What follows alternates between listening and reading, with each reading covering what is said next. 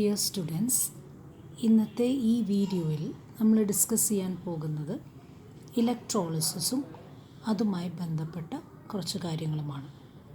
നിങ്ങൾക്കെല്ലാം അറിയാമായിരിക്കും, electrolysis is a process in which electrical energy is converted to chemical energy.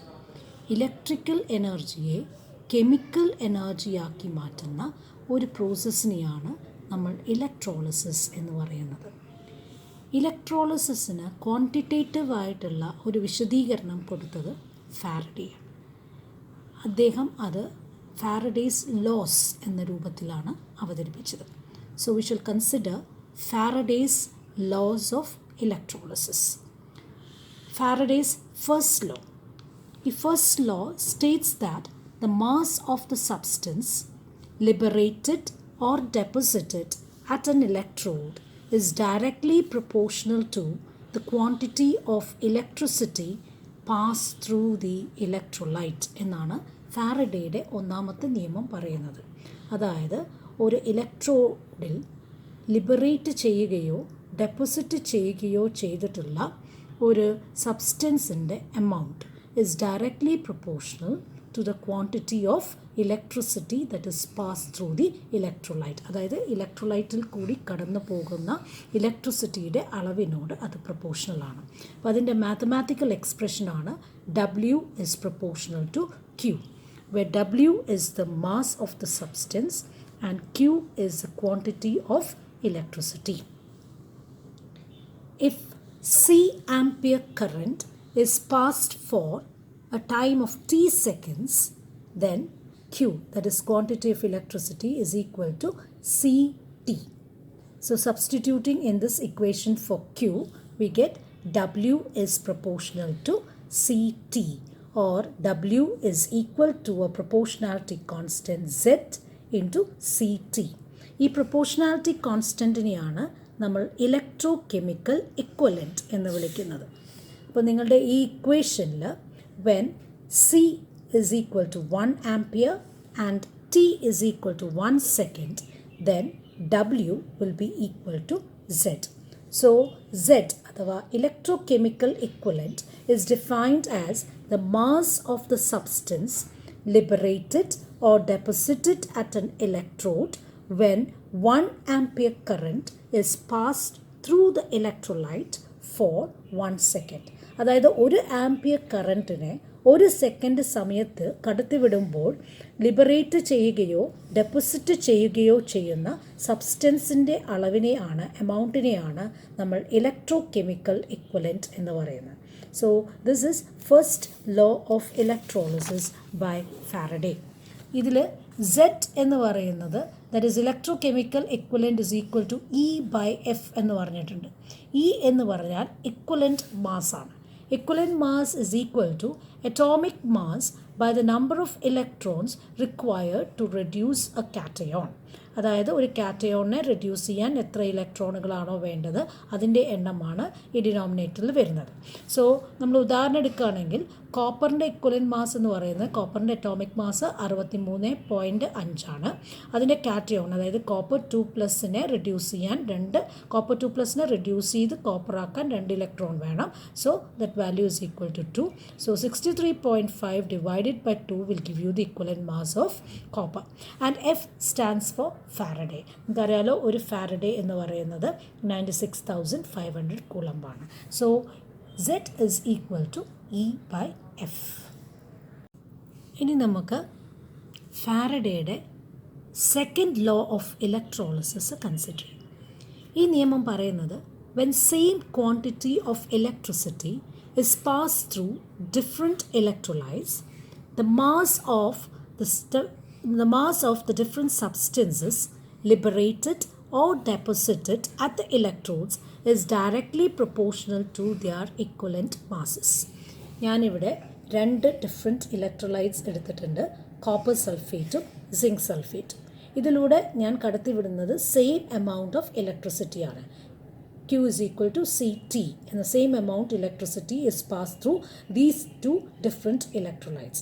അപ്പോൾ ഈ നിയമം പറയുന്നത് the amount of substance liberated or deposited is directly proportional to their respective equivalent masses എന്ന് പറയുന്നത്. അതായത് amount of copper deposited is proportional to the equivalent mass of copper, and the amount of zinc deposited is proportional to equivalent mass of zinc. And if W1 and W2 are the masses of the two substances liberated or deposited, and E1 and E2 are their equivalent masses, then according to this law, W1 is proportional to E1 and W2 is proportional to E2.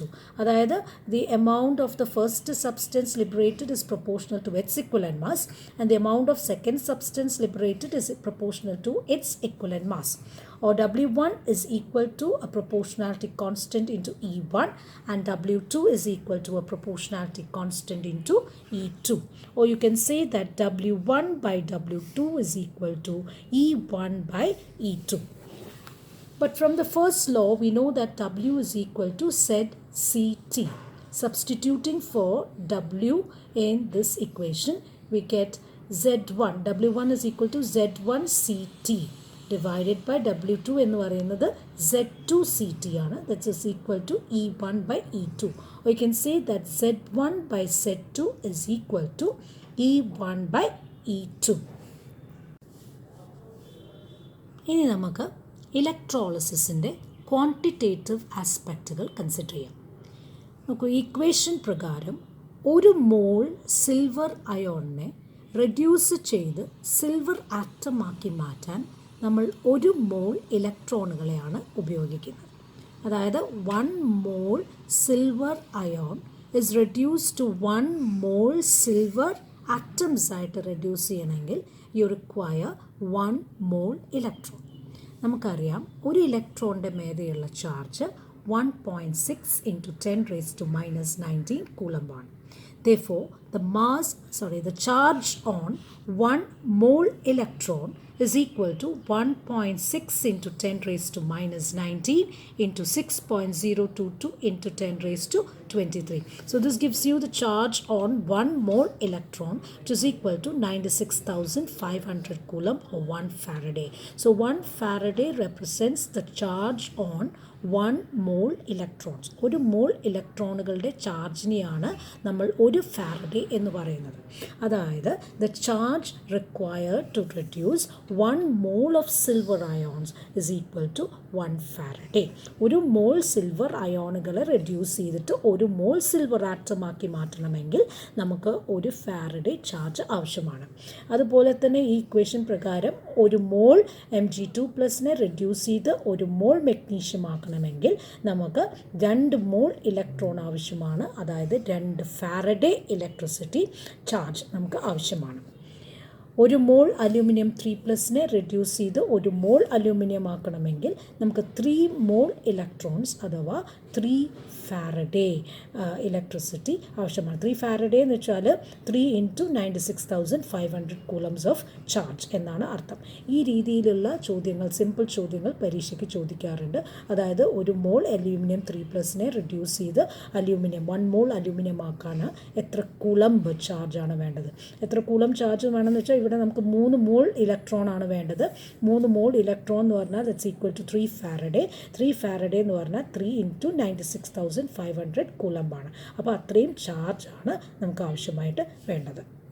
ഇനി നമ്മൾ discuss ചെയ്യാൻ പോകുന്നത് products of electrolysis ആണ്. അപ്പോൾ അതിലാദ്യം നമ്മൾ consider ചെയ്യുന്നത് electrolysis of molten sodium chloride. ഈ molten sodium ക്ലോറൈഡിൻ്റെ electrolysis നടക്കുമ്പോൾ, അതായത് അതിലൂടെ നമ്മൾ ഇലക്ട്രിസിറ്റി കടത്തിവിടുമ്പോൾ നമുക്ക് 2 അയോണുകളാണ് ഉള്ളത്, സോഡിയം അയോണുകളും ക്ലോറൈഡ് അയോണുകളും. അപ്പം ഈ നിങ്ങൾക്കറിയാമല്ലോ, sodium ion being A positive ion അത് കാഥോഡിലേക്ക് മൂവ് ചെയ്യും. കാഥോഡിൽ നടക്കുന്ന റിയാക്ഷൻ റിഡക്ഷനാണ്. സോ കാഥോഡിൽ ചെന്നിട്ട് സോഡിയം അയോണ് റെഡ്യൂസ് ചെയ്തിട്ട് സോഡിയം ആറ്റങ്ങളായി മാറും. സോ കാഥോഡിൽ സോഡിയം വിൽ ബി ഡെപ്പോസിറ്റഡ്. ഈ ക്ലോറൈഡ് എന്ന് പറയുന്നത് നെഗറ്റീവ് അയോൺ ആയതുകൊണ്ട് അത് ആനോഡിലേക്ക് മൈഗ്രേറ്റ് ചെയ്യും. ആനോഡിൽ നടക്കുന്ന റിയാക്ഷൻ ഓക്സിഡേഷനാണ്. സോ ക്ലോറൈഡ് അയോൺ അവിടെ ചെന്നിട്ട് ഓക്സിഡൈസ് ചെയ്തിട്ട് ക്ലോറിൻ ഗ്യാസായി മാറും. അപ്പോൾ മോൾട്ടൺ സോഡിയം ക്ലോറൈഡിൻ്റെ ഇലക്ട്രോളിസിസ് നടക്കുമ്പോൾ sodium is produced at the cathode and chlorine will be evolve at the anode. ഇനി നമ്മൾ കൺസിഡർ ചെയ്യാൻ പോകുന്നത് electrolysis of aqueous sodium chloride ആണ്. അക്വസ് സോഡിയം ക്ലോറൈഡ് എന്ന് പറഞ്ഞാൽ sodium chloride dissolved in water. അപ്പോൾ ഇവിടെ 4 അയോൺസ് ആണ് ഇൻവോൾവ് ആയിട്ടുള്ളത്. ഒന്ന് sodium ion and chloride ion. Then you have H plus and OH minus ions which are formed by the slight ionization of water. അപ്പോൾ ഇങ്ങനെ ഒന്നിലധികം അയോൺസ് ഒരു ഇലക്ട്രോഡിലേക്ക് move ചെയ്യുന്ന സമയത്ത് the products of electrolysis is usually decided by the E0 value. E0 value എന്താണെന്ന് നിങ്ങൾക്കറിയാം. That's a standard electrode potential. അപ്പോൾ ഒന്നിലധികം അയോണുകൾ ഒരു ഇലക്ട്രോഡിലേക്ക് വന്നു കഴിഞ്ഞാൽ, ഒരു ഇലക്ട്രോഡിൽ വന്നു കഴിഞ്ഞാൽ അതിൽ ആരുടെ റിഡക്ഷൻ അല്ലെങ്കിൽ ആരുടെ ഓക്സിഡേഷൻ നടക്കും എന്ന് തീരുമാനിക്കുന്നത് അതിൻ്റെ E0 വാല്യൂ അഥവാ സ്റ്റാൻഡേർഡ് റിഡക്ഷൻ പൊട്ടൻഷ്യൽ വെച്ച് നോക്കിയിട്ടാണ്. അപ്പോൾ ഇനി നമ്മൾ കാഥോഡിൽ റിയാക്ഷൻ നോക്കുകയാണെങ്കിൽ കാഥോഡിൽ നടക്കുന്ന റിയാക്ഷൻ റിഡക്ഷനാണ്. അപ്പം അവിടെ ആർക്കാണോ E0 വാല്യൂ കൂടുതൽ, റിഡക്ഷൻ പൊട്ടൻഷ്യൽ ആർക്കാണോ കൂടുതലുള്ളത് അയാളുടെ റിഡക്ഷനാണ് നടക്കുക. അപ്പോൾ നമുക്ക് കാഥോഡിലേക്ക് എത്തുന്ന 2 അയോൺസാണ് ഉള്ളത്, സോഡിയം അയോണുകളും H+ അയോണുകളും. അപ്പോൾ ഇവരുടെ രണ്ടാളുടെയും reduction potential, standard reduction potential നോക്കിക്കഴിഞ്ഞാൽ സോഡിയത്തിൻ്റെ വാല്യൂ -2.71 വോൾട്ടും ഹൈഡ്രജൻ്റെ E0 വാല്യൂ 0 ആണ്. അപ്പോൾ നിങ്ങൾക്ക് നോക്കിയാൽ തന്നെ മനസ്സിലാവും ഹൈഡ്രജൻ്റെ E0 വാല്യൂ ആണ്, H+ൻ്റെ E0 വാല്യൂ ആണ് ഇവിടെ കൂടുതലുള്ളത്. So H+ will undergo reduction at the cathode. അപ്പോൾ നമുക്ക് കാഥോഡിൽ കിട്ടുന്ന പ്രോഡക്റ്റ് എന്ന് പറഞ്ഞാൽ ഹൈഡ്രജനാണ് due to reduction of H+ ions. കാരണം H+നാണ് E0 വാല്യൂ കൂടുതൽ. ആർക്കാണോ E0 വാല്യൂ കൂടുതലുള്ളത് അയാളുടെ റിഡക്ഷനാണ് കാഥോഡിൽ നടക്കുക. സോ H+ൻ്റെ E0 വാല്യൂ ആണ് കൂടുതൽ. So H+ will be reduced and hydrogen will be formed at the cathode. Okay, ഇനി നമ്മൾ ആനോഡിലെ റിയാക്ഷൻ കൺസിഡർ ചെയ്യുകയാണെങ്കിൽ അതിൽ ആനോഡിൽ നടക്കുന്ന റിയാക്ഷൻ നിങ്ങൾക്കറിയാവുന്ന പോലെ ഓക്സിഡേഷനാണ്. അപ്പോൾ ആരുടെ E0 വാല്യൂ ആണ് കുറവ്, ലോവർ E0 വാല്യൂ ഉള്ള ആളുടെ ഓക്സിഡേഷനാണ് ആനോഡിൽ നടക്കുക. അപ്പോൾ നമുക്ക് 2 കേസുകളുണ്ട്. ഒന്നാമത്തെ സാധ്യത ക്ലോറൈഡിൻ്റെ ഓക്സിഡേഷൻ നടന്നിട്ട് ആനോഡിൽ 2 ആളുടെ ഓക്സിഡേഷനുള്ള സാധ്യതയുള്ളത്. ഒന്നാമത്തത് ക്ലോറൈഡ് അയോണിൻ്റെ ഓക്സിഡേഷൻ നടന്നിട്ട് ക്ലോറിൻ ഗ്യാസ് ഉണ്ടാവാം. രണ്ടാമത്തത് വാട്ടറിൻ്റെ ഓക്സിഡേഷൻ നടന്നിട്ട് ഓക്സിജൻ ഉണ്ടാകാം. ഇവരുടെ 2 പേരുടെയും E0 വാല്യൂ നോക്കിക്കഴിഞ്ഞാൽ ക്ലോറൈഡ് അയോണിൻ്റെ E0 വാല്യൂ 1.36 വോൾട്ടും വാട്ടറിൻ്റെ കേസിൽ അത് 1.23 വോൾട്ടുമാണ്.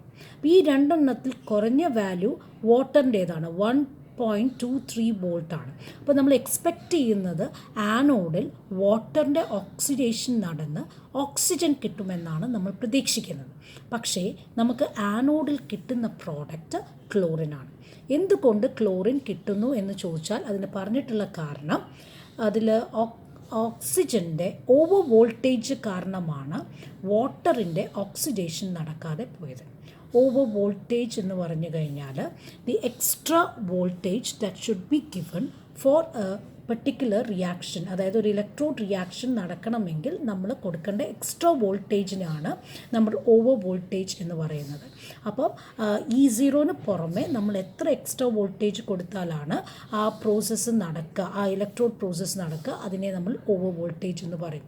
അപ്പോൾ ഇവിടെ ഓക്സിജൻ്റെ ഓവർ വോൾട്ടേജ് എന്ന് പറയുന്നത് വളരെ കൂടുതലായതുകൊണ്ട് ഇവിടെ ക്ലോറിൻ്റെ ഓക്സിഡേഷൻ നടന്നിട്ട്, ക്ലോറൈഡ് അയോണിൻ്റെ ഓക്സിഡേഷൻ നടന്നിട്ട് chlorine gas will be produced at the anode. So products of electrolysis of aqueous sodium chloride ചോദിച്ചാൽ hydrogen will be produced at the cathode and chlorine at the anode. അപ്പോൾ ഈ products of electrolysis സാധാരണ പരീക്ഷയ്ക്ക് ചോദിക്കുന്നതാണ്. പിന്നെ Faraday's ലോനെ base ചെയ്തിട്ടുള്ള പ്രോബ്ലംസും പരീക്ഷയ്ക്ക് ചോദിക്കുന്നതാണ്. ഇത് out of focus area topic ആണെങ്കിൽ പോലും ഇതിനെ ബേസ് ചെയ്തിട്ട് ചോദ്യങ്ങൾ വരുന്നതാണ്.